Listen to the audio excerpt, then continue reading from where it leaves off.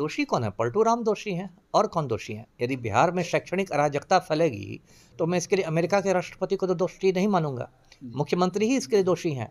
अब बिहार में इन लोगों ने ऐसी शैक्षणिक अराजकता बना दी है, आज की तारीख में जहाँ तक मुझे पता है बिहार में कोई शिक्षा मंत्री नहीं है ना। पिछले 2-3 महीने में बिहार में 3 शिक्षा मंत्री बदले। कल जो परीक्षा हुई है टीआरई 3.0 की, उस समय ना बिहार में शिक्षा मंत्री है, ना बीपीएससी का चेयरमैन है। मतलब ये अराजकता देखिए कि शिक्षा इतना महत्वपूर्ण क्षेत्र है और पलटू राम की प्राथमिकताएं क्या है? पलटू राम की प्राथमिकता है वो भाजपा के साथ सीट शेयरिंग कर रहे हैं कि 40 सीटें लोकसभा की है तो 17 हम लेंगे, तो हम लेंगे, तो ललन सिंह का पता काटिए मुंगेर से तो उनको दीजिए, तो लवली आनंद लड़ेंगी शिवहर से। इसी में पलटू राम व्यस्त हैं। सिपाही भर्ती को लेकर देखिए पूरे बिहार में 74 प्राथमिकियां दर्ज की गई हैं, 74 एफआईआर हुए हैं। और ईओयू की जो एसआईटी है उसमें 22 लोग हैं, डीआईजी उसके हेड हैं और 22 लोगों का एसआईटी है, इतना लंबा चौड़ा एसआईटी। लेकिन अब तक किसी भी आदमी को मतलब बड़े इसको गिरफ्तार किया गया है? अभी 3-4 दिन पहले सिंघल साहब के चैम्बर की तलाशी ली गई, तो 4 महीना से क्या हो रहा था? अक्टूबर से मार्च तक आप क्या कर रहे थे? आप मुहूर्त निकलवा रहे थे पंडित जी से, खरमास देख रहे थे, क्यों इतने समय बाद तलाशी हुई चैम्बर की? तो इसका साफ मतलब है कि ईओयू भी जो है आर्थिक अपराध इकाई, वो बहुत ज़्यादा राजनीतिक दबाव में काम करती है। और इसलिए जो बड़े बड़े मगरमच्छ हैं, जो बड़े बड़े शिक्षा माफिया वाले हैं, उनको टच करने से डरती है। इस मामले में भी वही होगा, परीक्षा रद्द हो जाएगी और उसके बाद देखिए अभी कुछ घंटे बाद आचार संहिता लागू हो जाएगी। उसके बाद पूरा जो तंत्र है, पूरा जो सिस्टम है, वो लोकसभा चुनाव की तैयारियों में लग जाएगा। और ये जो लड़के हैं। नमस्कार, स्वागत आपका लाइव बिहार में। मैं हूं आपके साथ संजीव सिंह। देखिए, बीपीएससी के तहत होने वाले शिक्षक भर्ती परीक्षा के टीआरई 3 का कल एग्जाम चल रहा था और पेपर लीक का मामला सामने आया है। हजारीबाग में 300 परीक्षार्थी जो हैं वो पकड़े गए हैं, यानी एक बार फिर से सोलवर गैंग का जो है पर्दाफाश हुआ है। हमारे साथ बात करने के लिए पूर्व आईपीएस अधिकारी अमिताभ दास जी है। क्या कहेंगे, बार बार जो है पेपर लीक का मामला सामने आ जाता है? अब कहना क्या, अब तो मुझे लगता है मेरे आंसू खत्म हो गए हैं बिहार के लिए बहाते बहाते। इन लोगों ने मजाक बना के रख दिया है, पूरी शैक्षणिक अराजकता है। देखिए, तो बीपीएससी है, बिहार लोक सेवा आयोग, उसका तो पहले ही लोगों ने मजाक में नाम रख दिया था बिहार लीक सेवा आयोग। उसके प्रश्न पत्र इतने लीक होते थे। 2022 में भी मैं दर्शकों को याद दिला दूं, 67वीं परीक्षा हुई थी, संयुक्त परीक्षा, उसका पेपर लीक हुआ था आरा के एक केंद्र से, फिर उसकी परीक्षा रद्द हुई थी, पुनर्परीक्षा हुई थी।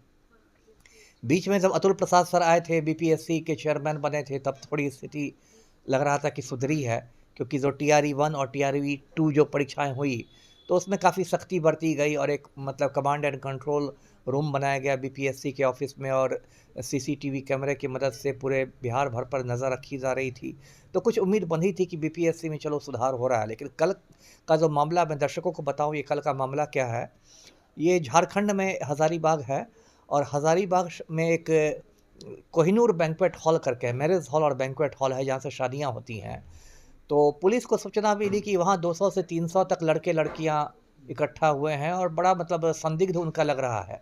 अब यदि शादी सच में होगी तो उसमें तो सब लोग आएंगे, बुजुर्ग भी आएंगे, बच्चे भी आएंगे, सब युवा लोग ही लड़के लड़कियां हैं। तो पुलिस का माथा ठनका, पुलिस वहाँ पहुँची तो पता चला कि सबके मोबाइल भी मतलब जब्त किए जा चुके हैं और बाकायदा सॉल्वर गैंग जो है वो बाकायदा कमरों में प्रोजेक्टर वगैरह लगा के बिल्कुल मतलब कोचिंग जैसा करा रहा है, प्रश्नों के उत्तर बता रहा है। और इसी बीच बिहार पुलिस को भी खबर लगी तो बिहार पुलिस ने, हज़ारीबाग पुलिस से पटना पुलिस ने संपर्क किया और कहा कि हमारे यहाँ परीक्षा हो रही, हो सकता है उसका सॉल्वर गैंग हो। फिर जब ये परीक्षा ख़त्म हुई तो प्रश्न पत्र लेकर यहाँ से टीम रवाना हुई हज़ारीबाग।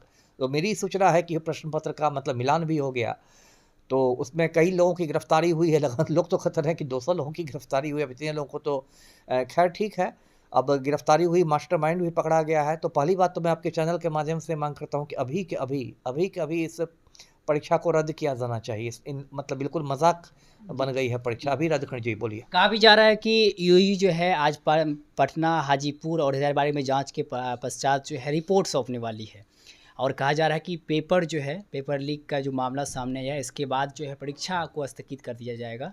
लेकिन ये परीक्षा रद्द तो हो जाएगा, लेकिन उन बच्चे का क्या होगा जो बच्चे दूर दराज से आए हैं, अलग अलग स्टेट से आए हुए हैं और जो जिनका अच्छा एग्जाम गया है, वो जब जांच किए तो उनको लग रहा है कि इस बार क्वालिफाई कर जाएंगे।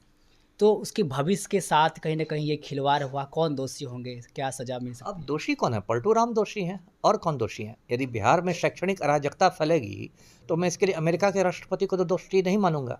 जी। मुख्यमंत्री ही इसके लिए दोषी हैं। अब बिहार में इन लोगों ने ऐसी शैक्षणिक अराजकता बना दी है, आज की तारीख में जहाँ तक मुझे पता है, बिहार में कोई शिक्षा मंत्री नहीं है। है ना? पिछले 2-3 महीने में बिहार में 3 शिक्षा मंत्री बदले, है ना? और आज की तारीख जब ये परीक्षा हुई कल बीपीएससी की, तो जहाँ तक मुझे पता है बीपीएससी का कोई चेयरमैन नहीं है। जो बीपीएससी के चेयरमैन थे अतुल प्रसाद सर, वो रिटायर कर गए और जो नए चेयरमैन बने हैं रवि भाई परमार, तो वो उन्होंने मुझे लग रहा है अभी योगदान नहीं किया है। तो ये जब परीक्षा जब हुई, ये जो कल जो परीक्षा हुई है टीआरई 3.0 की, उस समय ना बिहार में शिक्षा मंत्री है, ना बीपीएससी का चेयरमैन है। मतलब ये अराजकता देखिए कि शिक्षा इतना महत्वपूर्ण क्षेत्र है और पलटू राम की प्राथमिकताएँ क्या है? पलटू राम की प्राथमिकता है वो भाजपा के साथ सीट शेयरिंग कर रहे हैं कि 40 सीटें लोकसभा की है तो 17 हम लेंगे, तो हम लेंगे, तो ललन सिंह का पता काटिए मुंगेर से, तो उनको दीजिए, तो लवली आनंद लड़ेंगी शिवहर से। इसी में पलटू राम व्यस्त हैं। बार-बार जो है पेपर लीक का मामला सामने आता है, शिक्षा विभाग में लापरवाही देखने को मिलती है। छोटी-छोटी मछली होती है वो तो पकड़ा जाते हैं, लेकिन बड़ी मछली क्यों नहीं पकड़ाते हैं? नहीं, साफ है ना जवाब, बड़ी मछलियाँ इसलिए नहीं पकड़ाती, जो बड़े-बड़े मगरमच्छ हैं उनकी तो पैठ है सत्ता के गलियारों में है, वही लोग सरकार चला रहे हैं। अभी देखिए मैं आपको सिपाही भर्ती बहाली का उदाहरण देता हूँ। अभी पिछले साल 1 अक्टूबर को सिपाही भर्ती की लिखित परीक्षा हुई, उसमें भी पेपर लीक हो गया। भर्ती बोर्ड के जो चेयरमैन थे संजीव सिंघल, उन्होंने पहला दिन तो बहुत हल्ला किया कि नहीं कुछ नहीं हुआ है, सब सुचारू हुआ है। बाद में जब बहुत सबूत इकट्ठे हुए तो परीक्षा रद्द करनी पड़ी, फिर संजीव सिंघल को भी हटना पड़ा। सिपाही भर्ती को लेकर देखिए पूरे बिहार में 74 प्राथमिकियां दर्ज की गई हैं, 74 एफआईआर हुए हैं और ईओयू की जो एसआईटी है उसमें 22 लोग हैं, डीआईजी उसके हेड हैं और 22 लोगों का एसआईटी है, इतना लंबा चौड़ा एसआईटी। लेकिन अब तक किसी भी आदमी को मतलब बड़े इसको गिरफ्तार किया गया है? अभी 3-4 दिन पहले सिंघल साहब के चैम्बर की तलाशी ली गई, तो 4 महीना से क्या हो रहा था? अक्टूबर से मार्च तक आप क्या कर रहे थे? आप मुहूर्त निकलवा रहे थे पंडित जी से, खरमास देख रहे थे। क्यों इतने समय बाद तलाशी हुई चैम्बर की? तो इसका साफ मतलब है कि ईओयू भी जो है आर्थिक अपराध इकाई, वो बहुत ज़्यादा राजनीतिक दबाव में काम करती है और इसलिए जो बड़े-बड़े मगरमच्छ हैं, जो बड़े-बड़े शिक्षा माफिया वाले हैं, उनको टच करने से डरती है। इस मामले में भी वही होगा, परीक्षा रद्द हो जाएगी और उसके बाद देखिए अभी कुछ घंटे बाद आचार संहिता लागू हो जाएगी। उसके बाद पूरा जो तंत्र है, पूरा जो सिस्टम है, वो लोकसभा चुनाव की तैयारियों में लग जाएगा और ये जो लड़के-लड़के हैं फिर लटक जाएँगे, इनका भविष्य अधर में लटक जाएगा। चलिए बहुत-बहुत धन्यवाद। हमारे साथ बात कर रहे थे पूर्व आईपीएस अधिकारी अमिताभ दास जी। इन्होंने कहा कि कुछ ही देर में जो है अब आचार संहिता लागू हो जाएगा और जो बच्चे हैं, जो एग्ज़ाम दिए हैं, उनका भविष्य जो है अब लटक जाएगा। परीक्षाएँ जो है अब बहुत दिन के बाद होगी। तो देखने वाली बात होगी कि जो गिरोह का पर्दाफाश हुआ है, सोलवर गैंग जो पकड़ाए हैं, साथ ही साथ 300 जो परीक्षार्थी पकड़ाए हैं, यूयू रिपोर्ट सौंपने वाली है। क्या कुछ कार्रवाई होती है? तमाम जो खबर है उस पे हमारी नज़र बनी रहेगी। आप देख रहे हैं लाइव बिहार। बहुत-बहुत धन्यवाद। लाइव बिहार यूट्यूब पर सब्सक्राइब और फेसबुक पर लाइक जरूर करें।